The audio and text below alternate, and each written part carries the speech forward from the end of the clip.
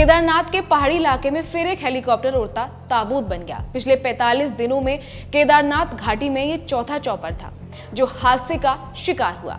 सवाल उठता है कि केदारनाथ घाटी में हेलीकॉप्टर हादसे हो क्यों रहे हैं, इसकी वजह क्या है।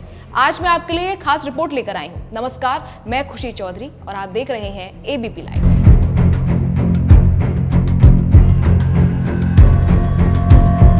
गौरीकुंड सोनप्रयाग के जंगलों में कल हेलीकॉप्टर क्रैश हो गया और 7 लोगों की मौत हो गई। इससे पहले मई में भी हेलीकॉप्टर क्रैश की 2 घटनाएं सामने आ चुकी हैं।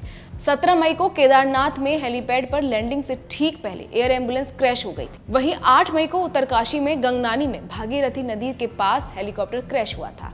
12 मई को हेलीकॉप्टर की इमरजेंसी लैंडिंग करनी पड़ी।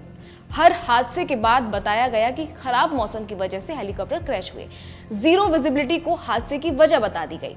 लेकिन रिपोर्ट के मुताबिक केदारनाथ इलाके में हादसे के कई और भी कारण सामने आ रहे हैं। मीडिया रिपोर्ट्स में ये दावा किया जा रहा है कि केदारनाथ के टेरेन में एयर ट्रैफिक कंट्रोल का सपोर्ट नहीं है, कोई रडार कवरेज नहीं है और कोई रियल टाइम मौसम की अपडेट देने वाला मॉनिटरिंग सिस्टम भी नहीं है।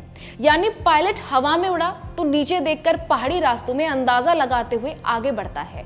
जून 2013 की भयंकर आपदा के बाद केदार घाटी में स्वचालित मौसम स्टेशन यानी ऑटोमेटिक वेदर स्टेशन बनाने की मांग उठी थी, जो अभी तक पूरी तरह एक्टिव नहीं है।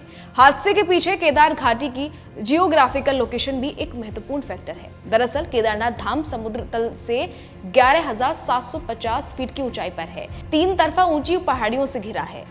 हेलीकॉप्टर को संकरी घाटी से होकर गुजरना पड़ता है। कई जगह घना कोहरा छाया रहता है, विजिबिलिटी कम हो जाती है। यानी एक तो मौसम की चुनौती, जियोग्राफिकल लोकेशन से परेशानी और ऊपर से तकनीकी सपोर्ट सिस्टम का कमजोर होना। ये तीनों तिकड़ी मिल जाएं तो पायलट के लिए चुनौती समझना मुश्किल नहीं है।